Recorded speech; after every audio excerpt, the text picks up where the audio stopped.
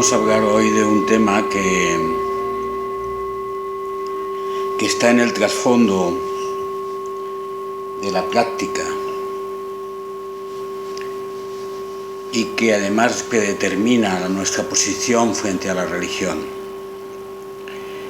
Es lo absoluto versus lo relativo.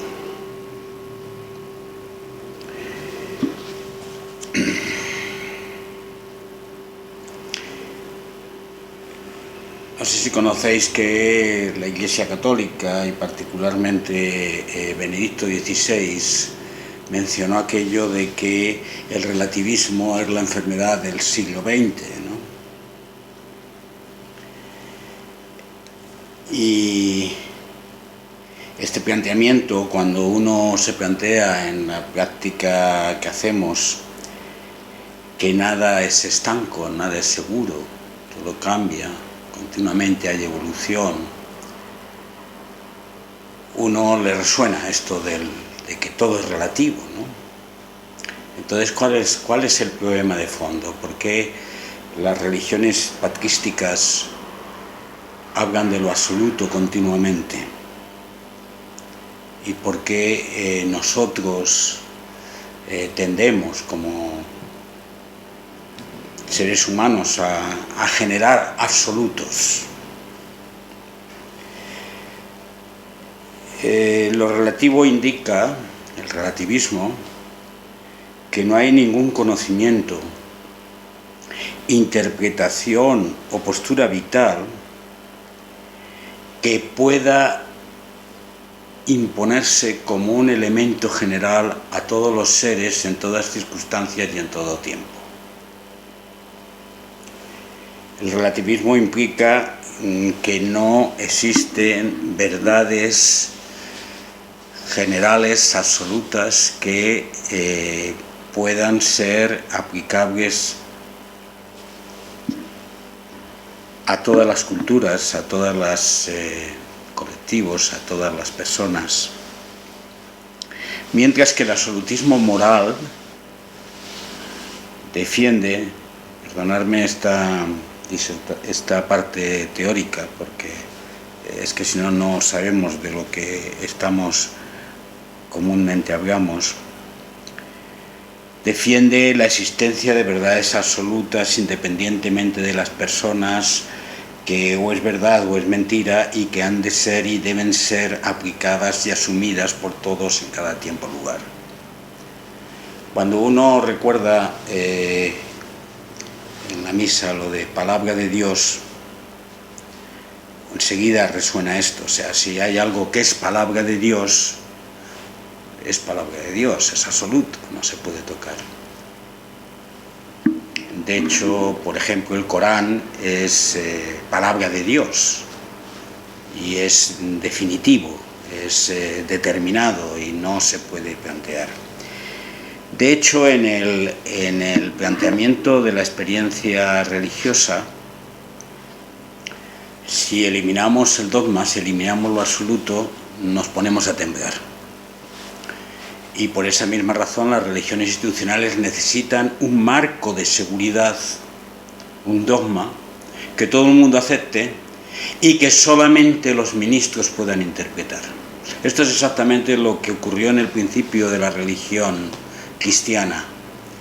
El emperador Constantino encerró a todos los obispos en un lugar que no les permitía salir hasta que definieran los dogmas de la creencia cristiana, y esos dogmas se han mantenido desde entonces hasta ahora.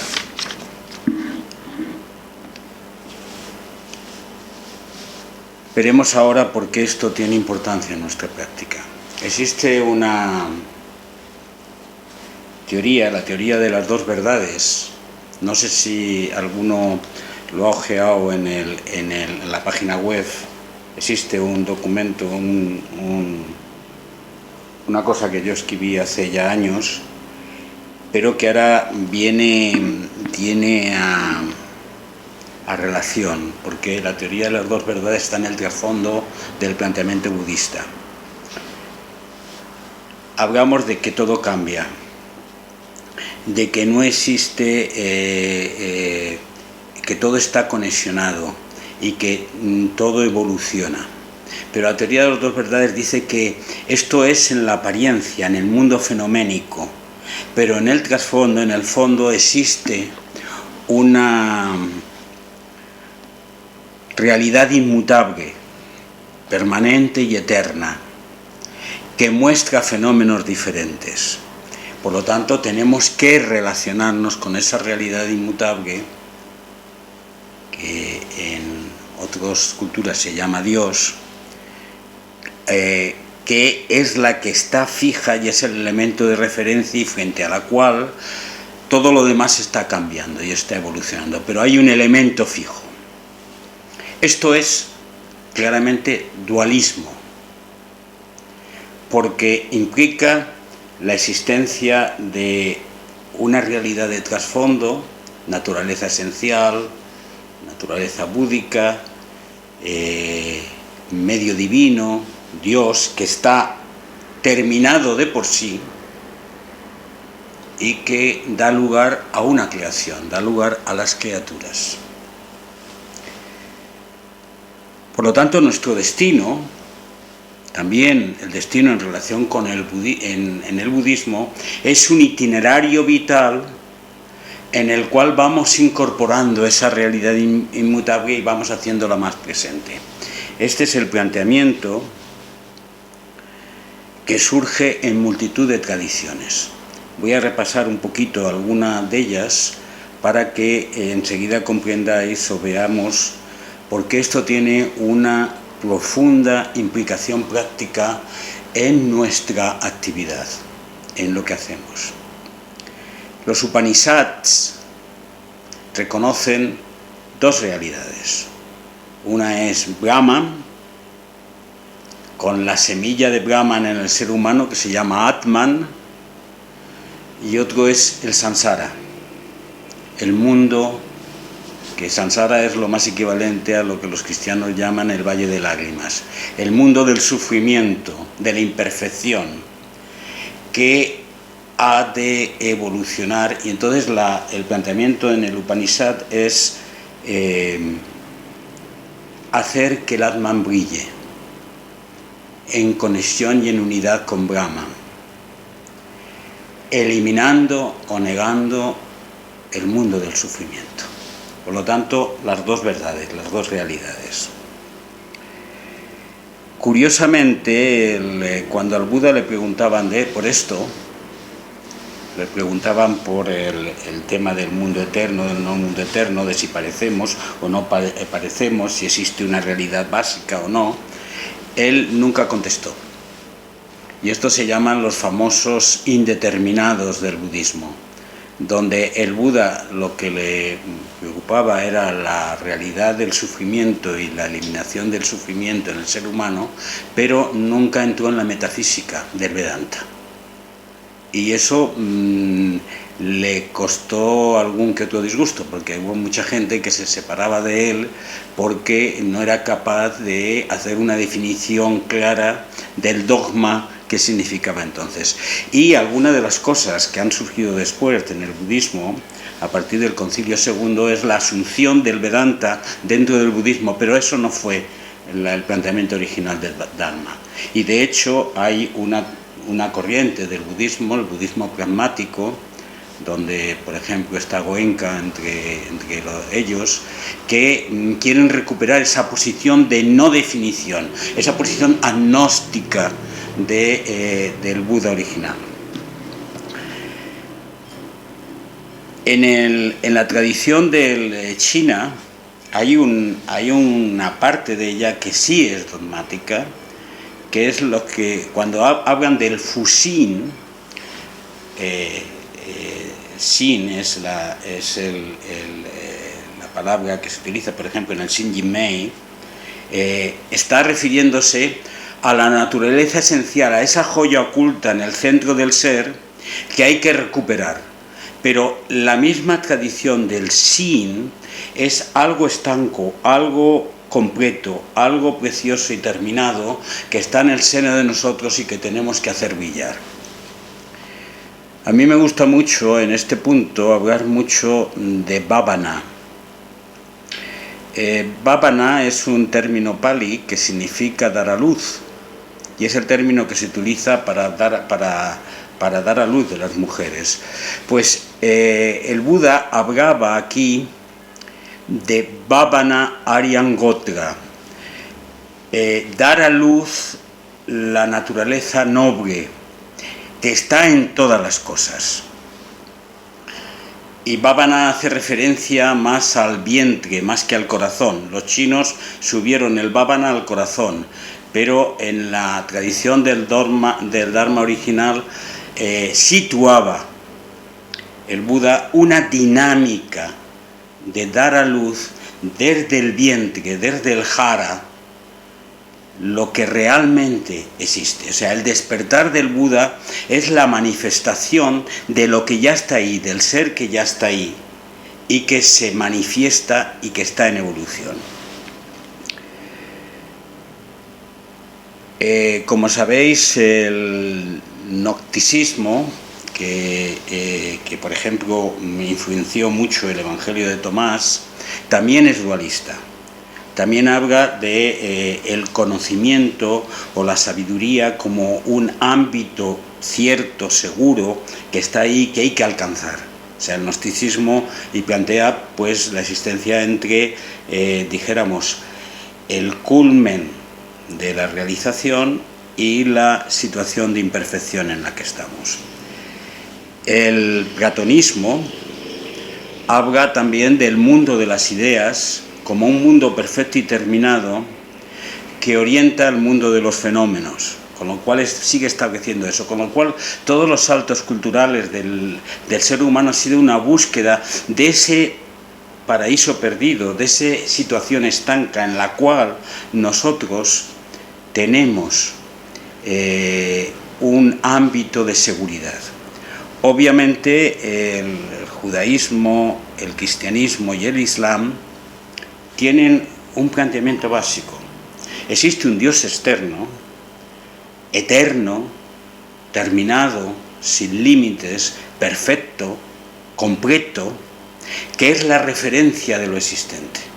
Y existen las criaturas, existe lo creado, imperfecto, limitado, insuficiente, incapaz, que tiene como destino acercarse a su creador.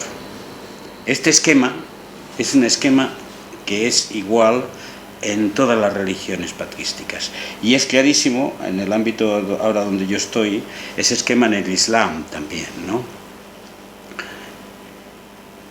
Sin él no existe la teoría de la redención.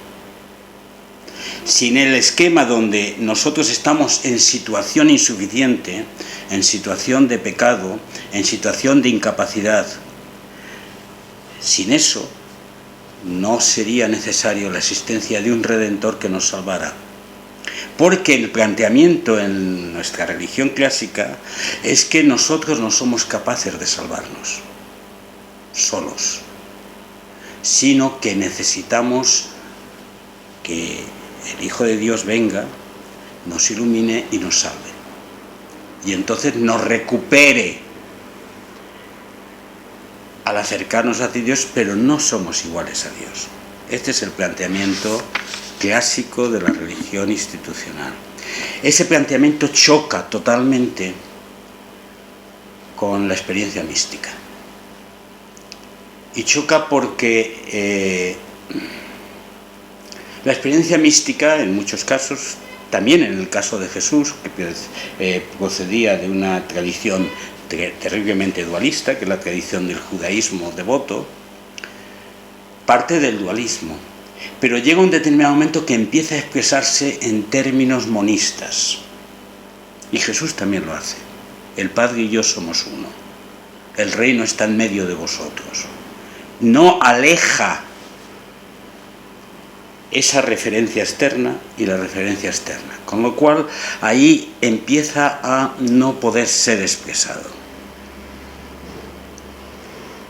El Buda también lo hace, al alejarse de esa metafísica y al centrarse en la vida ordinaria, en lo que ocurre en cada momento. Y nosotros, en nuestra experiencia, nos metemos en meditación sobre la base de decir, me falta algo, tengo que buscarlo en este silencio. Y nos pasamos a lo mejor meses y años dando vueltas a estos. Y al final lo que nos pasa es que nunca llegamos a eso. Porque aquel que busca en la meditación una realización que cree no tener, se pierde. El camino del despertar del Buda es el reconocimiento de lo que tienes desde el principio. El camino del despertar del Zen es el reconocimiento de que todo está bien, de que todo está aquí y de que no existe una referencia externa a la cual hay que acudir. No hay un itinerario, un camino de recorrido ascético que a través de un proceso de superación nuestra llegaremos a un paraíso en el cual se nos dará el premio de la perfección. No existe eso. Existe la aceptación de la realidad tal y como se expresa en cada momento. Y esa aceptación rompe totalmente con el planteamiento de lo absoluto como esa verdad que está ahí y la existencia nuestra como una verdad que no es. Por lo tanto, si hablamos de Dios o del medio divino, en un planteamiento monista, tenemos que entenderlo como desparramado en todo lo que existe y haciéndose en cada momento, no estanco, no terminado, no finiquitado. Por eso algunos místicos hablan de, por ejemplo, Eckhart lo dice muy claramente, Dios se hace en cada momento en lo que existe. Dios se transforma y se completa en cada momento en lo que existe. Y otros hablan, más que de Dios, del medio divino, como el único medio existente que va transformándose continuamente y en el cual estamos incorporados. Por lo tanto, este elemento tiene varias consecuencias para nosotros. La primera consecuencia es una crisis religiosa. Porque si se me cae el sombrajo del dualismo, ¿a quién voy a rezar? ¿A quién voy a dirigirme que está allá arriba, superior y poderoso, que me vaya a resolver mis problemas? ¿Dónde está esa referencia que me ampare porque me siento, y esta es una neurosis humana, me siento pequeño, insuficiente, incapaz? ¿Dónde está esa referencia a la cual dirigirme? ¿Dónde está el Salvador que me plantea? Y también en esta crisis religiosa hay una crisis particular, la recuperación de la figura del profeta nazareno, no como el Hijo de Dios inmutable que vino y que tenía un designio creado para salvar a la humanidad, sino como un profeta de la humanidad que nos mostró una forma de vivir basada en la comunión, totalmente diferente. La segunda es en nuestra propia práctica. ¿Para qué nos sentamos a meditar? ¿Para qué nos sentamos en silencio? Para tranquilizar mi mente, para ser más bueno, más buena persona, para descubrir qué es lo que tengo dentro, para. No. Nos sentamos en manifestación de lo que es. Dice Dogen, el zazen es la práctica del despertar. No, el zazen es una práctica para el despertar, es la práctica del despertar. Cuando nos sentamos en zazen, lo que hacemos es ser despiertos. Y es totalmente diferente este esquema, porque se rompe el planteamiento finalista. Estamos tan acostumbrados al planteamiento finalista por la razón de que vivimos en nuestra práctica ordinaria de una forma dualista. Vivimos planteando el tú y el yo, planteando la referencia, planteando el camino, planteando el proyecto, el proceso y el destino. Y dentro de ese esquema, cuando nos salimos de eso, nos volvemos locos. Sin embargo, la vida real, el esquema al cual es real, es la manifestación sin destino. Y no quiero avanzar mucho más aquí, pero quería simplemente terminar con un elemento que es importante. La realidad no se hace fuera de nosotros, se hace en nosotros. La realidad se da a luz, bávana, en un parto eterno de expresión que se manifiesta en cada momento y en la cual ese parto eterno es el parto de lo que realmente existe, si queréis llamarlo medio divino, pero nosotros somos el medio divino. Hasta aquí. ¿Queréis hacer algún comentario o terminamos?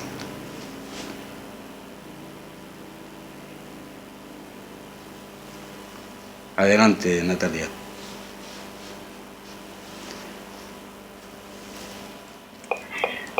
Hola a todos. Siempre soy yo la que habla. Soy una chapata. Bueno, yo solo voy a hacer Espera un momentito, Natalia. Espera un momentito, Natalia, porque me estoy quedando sin batería.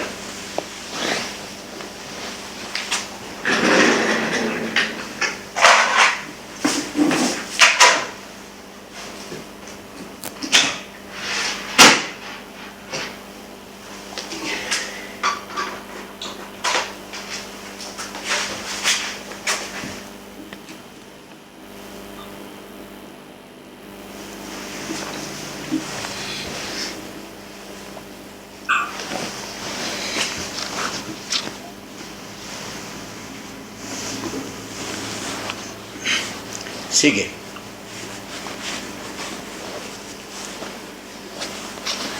Nada, solo es así una cosa muy pequeñita.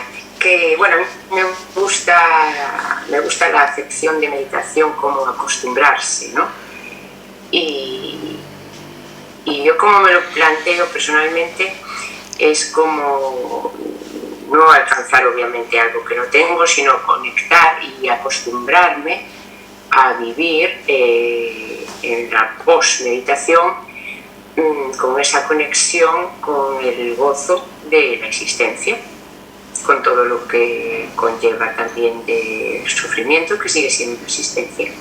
Entonces creo que tenemos que tener esa alerta de cuando uno está meditando y se ve si pretende conseguir algo, si pretende llegar a algún lugar, simplemente salir de ahí y simplemente estar acostumbrándose a gozar de la existencia. Nada. Sí, no, me gusta mucho el término acostumbrarse, Natalia, porque si lo ponemos en términos generales es aprender a vivir, acostumbrarse a vivir. Dijéramos que la meditación es el momento más simple en el cual alejamos el ruido, pero no para hacer nada especial, nada diferente, es para aprender a ser, a vivir. Yo suelo repetir mucho el tema de que en la meditación lo que hacemos en cada respiración es el ser, sin indicar ser en función de ser para qué, ser haciendo qué, etcétera, sino simplemente ser. Por lo tanto, la palabra acostumbrarse, yo añadiría acostumbrarse aprendiendo, es muy bonita. Gracias. ¿Algo más? No. Lamento que los compañeros que están en el directo no puedan hablar, pero bueno. José Antonio, ¿quieres decir algo? Te has quedado parado. José Antonio se ha quedado parado. Gracias, Pedro. quería un poco intentar resumir esa redención que se refería a esa redención hacia la práctica del sazen. No he entendido bien la pregunta. ¿Quieres repetir, José Antonio? Te has cortado un poquito. Sí, esa es la redención que se refería el karma. Se puede realizar practicando el sasen. José Antonio, cuando yo me refería a la redención o dijéramos a la metafísica de la redención, me hacía referencia al planteamiento cristiano, que además en estos días se celebra, entendiendo la muerte del Mesías, la muerte de Jesús, como un acto prefijado divino para salvar a la humanidad. Y yo lo que venía a decir es que la humanidad no necesita ser salvada. Y si no necesita ser salvada, el planteamiento de la redención es un planteamiento raro. De hecho, hasta 2 siglos después, no se metafisicó lo que le pasó a Jesús, que era un profeta de los pobres, itinerante, vaciado de contenido, despojado, y que fracasó, porque de los 30 y tantos años que vivió, pudo estar explicando algo 3 años y enseguida le mataron. Hay que pensar que el Buda estuvo 40 años predicando, Quiero decir que ahí hay una dinámica de no comprensión, y de hecho las primeras comunidades jesuísticas, los de la tradición oral, se pasaron mucho tiempo no entendiendo, y hubo diferentes versiones de las cuales nos ha llegado solamente una, la tradición helenista de Paulo, que creó esta teoría de la redención. Entonces, si no necesitamos ser redimidos, es porque desde origen somos perfectos. Y si lo somos, vuelvo a la palabra que decía Natalia, tenemos que reconocer en nuestro silencio lo que somos. Y si no sabemos hacerlo, lo único que tenemos que hacer es estar. No te plantees ninguna necesidad de salvación, porque mientras te plantees alguna necesidad de salvación es que sigues considerándote pobrecito, que me tienen que salvar o que me tengo que salvar. De hecho, en el budismo existe una cosa que es curioso, que dicen, bueno, lo del despertar es muy difícil. Nosotros somos seres muy insuficientes. Tenemos que hacer buenas obras durante mucho tiempo para poder llegar a la tierra pura, en el cual a lo mejor podemos dar el salto al despertar, que es el salto al nirvana. Entonces, es una repetición exactamente del mismo mito. El mito dualista de el pecador y el divino. Entonces, eso es lo que, de alguna manera, pongo en tela de juicio, y eso es lo que le da pavor a los ministros de las religiones institucionales, porque una vez que eso se pone en tela de juicio, se desmonta todo el esquema dogmático. Y ese es un poco un problema. Yo digo esto con el profundo respeto a los que practican una religión. Porque hoy en día, de hecho, unas personas que me siguen son unas monjas sudamericanas que me han escrito estos días recordándome todo el tema de la muerte de Jesús, ¿no? Entonces, hay muchos planteamientos en este sentido, y esas monjitas yo sé que han dado el salto a entender el Dios dentro, que es una forma de ir entendiendo que si Dios está dentro, no todo lo que tenemos aquí es porquería, porque es el templo del Espíritu, dirían los cristianos.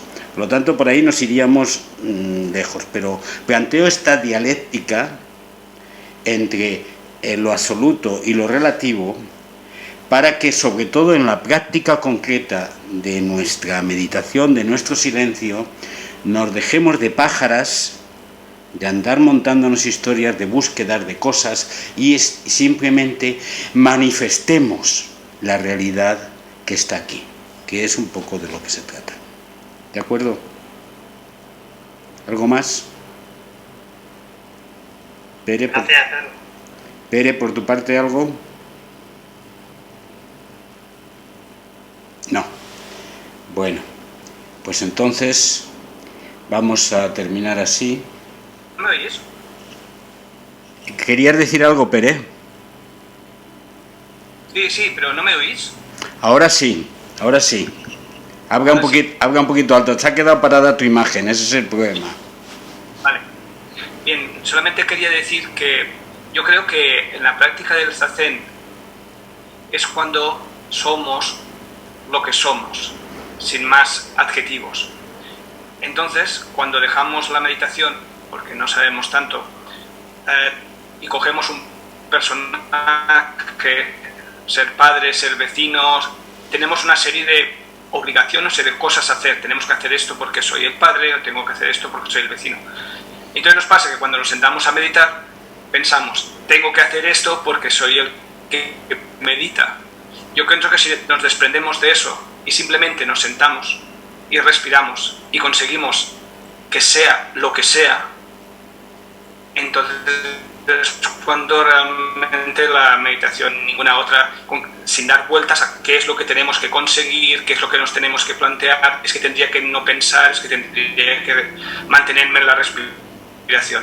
En ese momento en la meditación yo lo entiendo como somos lo que somos, y es lo que deberíamos estar haciendo a lo largo de toda nuestra vida, ser lo que somos. Gracias, Pere, muy acertado desde mi punto de vista. Y curiosamente, esa expresión, ser el que es la expresión que se empleaba en el Antiguo Testamento a Jehová.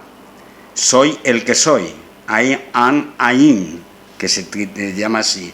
Curiosamente, tú lo que estás diciendo, en los términos religiosos, soy Dios, soy el que soy. Gracias. Terminamos.